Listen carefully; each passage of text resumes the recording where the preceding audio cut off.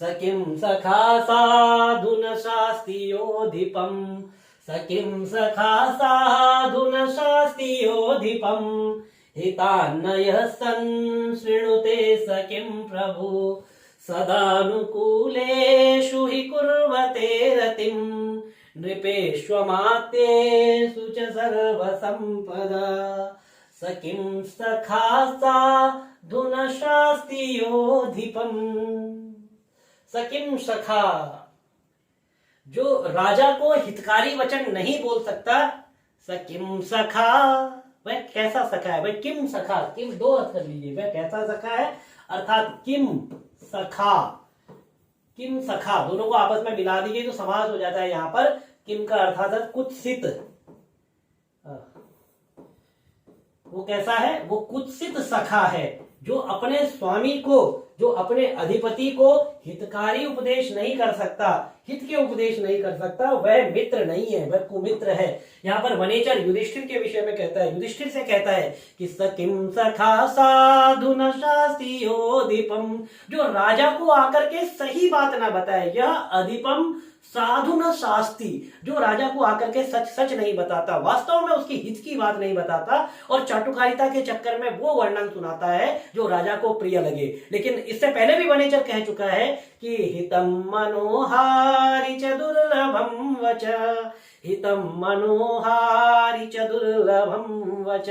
तो इसीलिए अब युधिष्ठिर से कहता है सखिं सखा, वह कुत्सित सखा है, साधु न शास्तियोधिपम, यह अधिपम साधु न शास्ति, जो सही उपदेश नहीं करता, जो अपने अधिपम अपने राजा को सही बात आकर के नहीं बताता। अब मैं चाटुकारिता के चक्कर में, तुम्हें बटरिंग के चक्कर में कुछ ऐसा बता दूं जिसको, जो तुम्हें प्रिय तो लगे लेकिन वास्तव में वह सत्य ना हो, तो इसका मतलब मैं भी किम सखा, कुत्सित सखा और एक मित्र की मर्यादा को खंडित करने वाला मित्र अर्थात अनुचर कहलाऊंगा।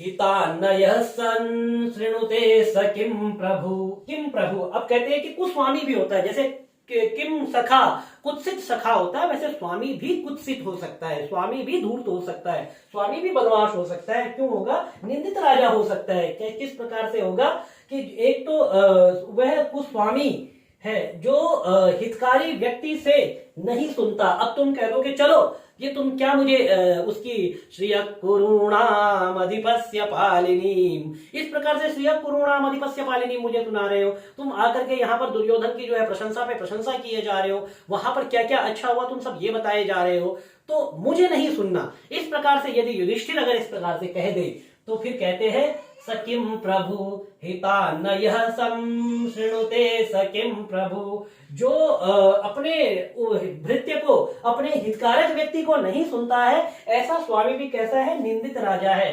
किम प्रभु, ऐसा स्वामी भी कुत्सित स्वामी है। सदानुकूलेषु हि कुर्वते रतिं नृपेष्वमात्येषु च सर्वसंपदा, क्योंकि राजाओं और अमात्यों, अमात्य अर्थात मंत्री इत्यादि जो सेवक होते हैं के परस्पर अनुकूल होने पर समस्त संपत्तियां सर्वदा अनुराग करती है, क्योंकि सदानुकूलेषु हि कुर्वते रतिम, सदा अनुकूल रहने पर ही रति, रति अर्थात जाकर के उस राजा के राज्य में वैभव को बढ़ाती है। कौन बढ़ाती है? सदानुकूलेषु हि कुर्वते रतिम, सदा अनुकूल होने पर ही, सप्तमी है ना, तो अनुकूल होने पर ही रतिम कुर्वते, रति करती है कौन? सर्व संपदा, सभी संपदाएं उस राजा के राज्य में जाकर के रति करती है, अपने वैभव का विस्तार करती है। जो राजा अपने यहाँ पर लिखा हुआ इन्होंने नृपेषु अमात्येषु च सर्व संपदा, जो राजा अपने अमात्यों को और अमात्य अपने राजाओं को सदा अनुकूल रखते हैं। अनुकूल किस तरह से रखते हैं? उनकी बटरिंग करके, उनकी चापलूसी करके अनुकूल नहीं रखते, सत्य वचन बोल करके जो अपने राजा को जो अनुचर अपने अनुकूल रखते हैं, और जो राजा उनकी हितकारक बातों को, चाहे वह कड़वी ही क्यों ना हो, उनको सुन करके जो उनके प्रति सदा अनुकूल रहता है। राज्य में इस प्रकार से दोनों का जो संबंध बना हुआ रहता है, ऐसे राज्य में सदानुकूलेषु हि कुर्वते रतिम, सदा अनुकूलेषु ही रतिम कुर्वते, नृपेष्वमात्येषु च सर्वसंपदा,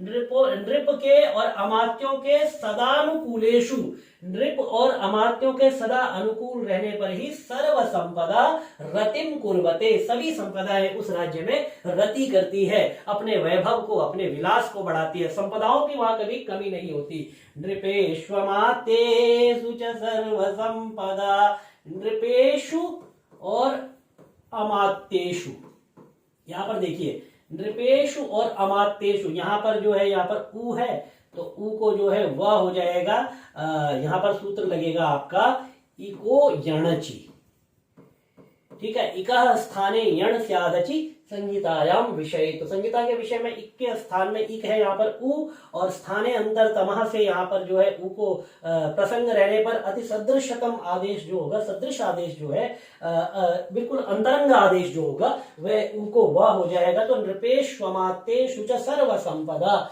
यहाँ पर जो है यण संधि का प्रयोग किया गया है। आइए आगे बढ़ते हैं, एक बार इसके अर्थ को बांच लेते हैं, क्योंकि वैसे तो अर्थ मैंने आपको बता दिया है, लेकिन फिर भी एक बार क्या लिखा हुआ है उसको भी एक बार देख लेते हैं। जो राजा, राजा अर्थात स्वामी या अधिपति को हितकारी उपदेश नहीं करता, अर्थात जो स्वामी अपने राजा को सही सही बात नहीं बताता, वह कुमित्र है। कुमित्र अर्थात वह धूर्त है, वह कुत्सित है। और जो राजा अपने भृत्यों की नहीं सुनता, जो राजा हितकारक व्यक्ति से नहीं सुनता, उनके वचनों को नहीं सुनता, कहता है कि तुम जाकर शत्रु की प्रशंसा करते हो, इस तरह की बात जो राजा कर देता है वह कुस्वामी है। जिस प्रकार कुमित्र होता है वैसे ही कुस्वामी भी होता है, ठीक है। यहाँ पर क्योंकि राजाओं और अमात्यों, मंत्री इत्यादि सेवक के परस्पर अनुकूल रहने पर, जब ये सब अनुकूल होते हैं आपस में, राजा अनुकूल हो, राजा के अनुकूल प्रजा हो, प्रजा के अनुकूल राजा हो, राजा के अनुकूल अमात्य हो, अमात्य के अनुकूल राजा हो, तो नृपेष्वमात्येषु च सर्व संपदा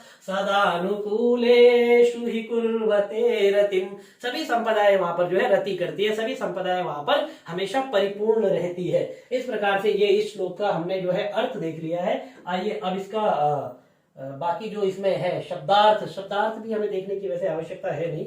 आइए आगे बढ़ते हैं, सीधे इसके समास को हम देख लेते हैं, जो परीक्षा में आप लोगों से अक्सर पूछे जाते हैं।